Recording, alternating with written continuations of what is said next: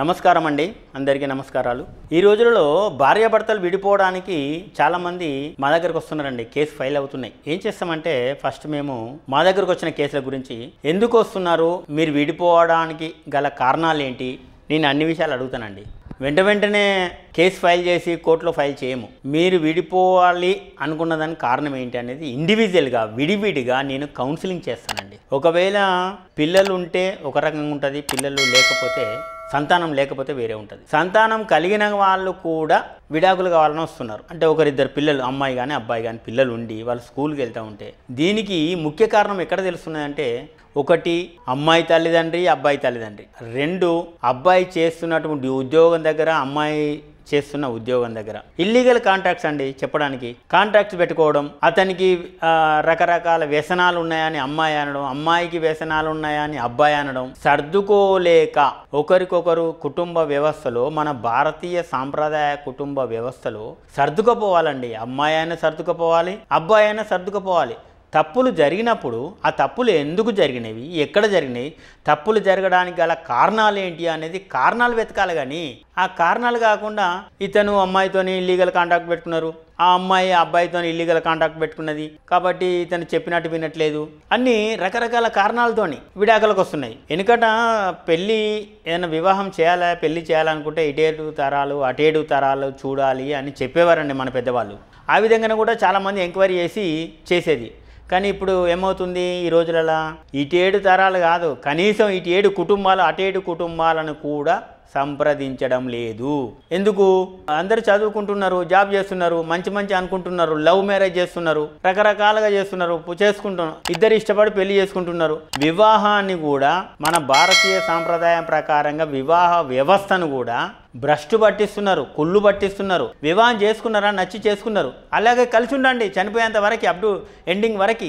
ఎందుకు విడిపోతున్నారు? విడిపోవడానికి కారణం ఏంటి? తప్పులు జరిగిందా, తప్పు ఏంటి అనేది సరిదిద్దుకోండి. తప్పు జరిగినప్పుడు ఆ తప్పు ఇంకోసారి జరగకుండా చూసుకోవాలి. అది కాదు ఏదో సిల్లీ రీజన్తోని విడిపోవడానికి ప్రయత్నం చేస్తున్నాడు. పెద్దలు కుదిర్చిన సంబంధాలలో 10% 20% విడాకుల కొరకు వస్తే, లవ్ మ్యారేజ్ చేసుకొని, ఇంటర్ క్యాస్ట్ మ్యారేజ్ చేసుకొని, రకరకాల మ్యారేజ్ చేసుకున్న వాళ్ళు 50%, 80%, 90% వస్తున్నారు. ఎందుకు అంటే, అప్పుడు మాకు తెలియదండి అతని గురించి, అప్పుడు మేము పెళ్లి చేసుకున్నప్పుడు ఆమె గురించి తెలియదు, మా కుటుంబాలు ఒకరినొకరు అర్థం చేసుకోలేదు, రకరకాల కారణాలతోని ఆమెకు ఇల్లీగల్ కాంటాక్ట్స్ అని, లేకపోతే వీడు ఇతను తాగుతున్నాడు, తిరుగుతున్నాడు, తింటున్నాడు అని రకరకాల కారణాలతోని విడాకుల కోసం అప్లై చేసుకుంటాడు. అది కూర్చొని పెద్ద మనుషులతో కూర్చొని మాట్లాడుకుంటే 90% సెటిల్ అయ్యేటువంటి వివాహం అండి. ఇప్పుడు వచ్చేటువంటి విడాకుల కేసులన్నీ అంతే. కేసులో కూడా రాజీ పడాలి, రాజీ పడితేనే రాజబాట.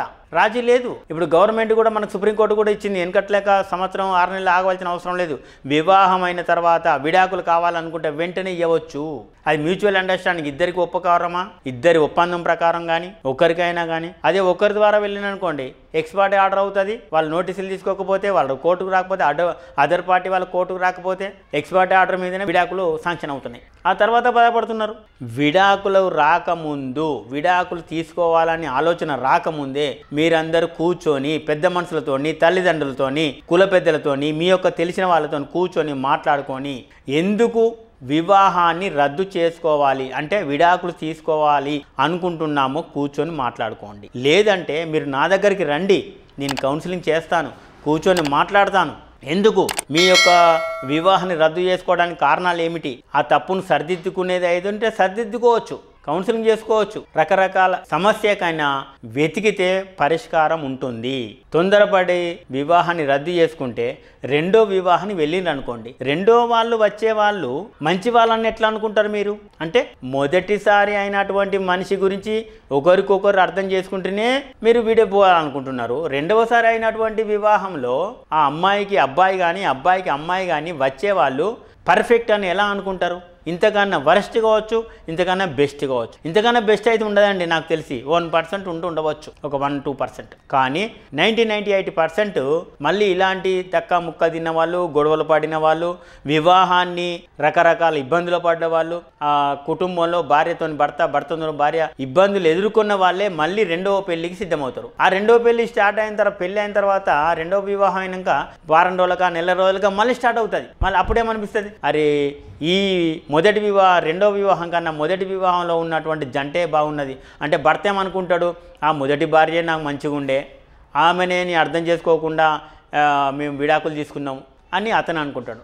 ఆ అమ్మాయి ఏమనుకుంటుంది, ఇతనికన్నా అతడే మంచివాడు ఉండే, అతడే కొంచెం అర్థం చేసుకొని మేము ఇద్దరం అడ్జస్ట్ అయి ఉంటే బాగుండేది.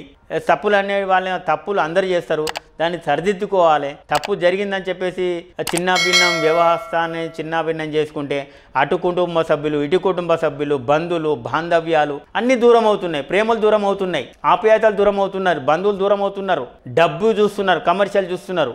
అప్పటికేమవుతుంది, ఈ వివాహము అయిన తర్వాత వీళ్ళ జీవితం కడదాకా సాగుతుందని గ్యారంటీగా చెప్పలేము. అంటే మొదటి వివాహం అయితే చెప్తారా సార్ అంటారు, ఏదైనా చెప్పలేము. కాకుంటే మొదటిది నిలిచినంతగా రెండవది నిలవడం చాలా కష్టము. రెండవ వివాహం చేసుకోవడానికి కొన్ని కారణాలు ఉంటాయి. భర్తకి భార్య లేనప్పుడు, భార్యకి భర్త లేనప్పుడు అతను బతకడానికి అవసరానికి కొరకు చేసుకోవాల్సి వస్తుంది. అమ్మాయి అయినా అబ్బాయినా, అబ్బాయి అయినా అమ్మాయి, అది వేరు. కానీ ఇద్దరు మంచిగుండి కాళ్ళ చేతులు మంచిగుండి జాబ్ చేసుకుని మంచి సంపాదించుకునే టైంలో కూడా మళ్ళీ వివాహాన్ని విడగొట్టుకొని అంటే విడాకులు తీసుకుంటాం, మళ్ళీ వేరే వాళ్ళు చేసుకుంటాం, నాకు నచ్చిన వాళ్ళు వీడు నాకు నచ్చలేదు, వాడు నాకు నచ్చలేదు, ఈ అమ్మాయి నచ్చలే, ఆ అమ్మాయి నచ్చలే అనుకొని వివాహం ఎందుకు జరగొట్టుకుంటున్నారు? అలా చేసుకోకండి. పిల్లలు ఉంటే కూడా ఒకవేళ వివాహమైన తర్వాత సంతానం కలిగినాక కూడా విడాకులకు వస్తే ఆ సంతానానికి ఎంత పేరు ప్రతిష్టలు వస్తాయి, చండాలమైనటువంటి పేరు వస్తుంది. అరే మీ అమ్మాయి మీ తల్లికి ఇట్లా పోయిందట, అరే మీ తండ్రి ఆ విధంగా అయిందట, ఇట్లా అయిందట, రకరకాల పిల్లల చదువులో కానీ సొసైటీలో కానీ అందరు నానా రకాలుగా అనుకుంటారు.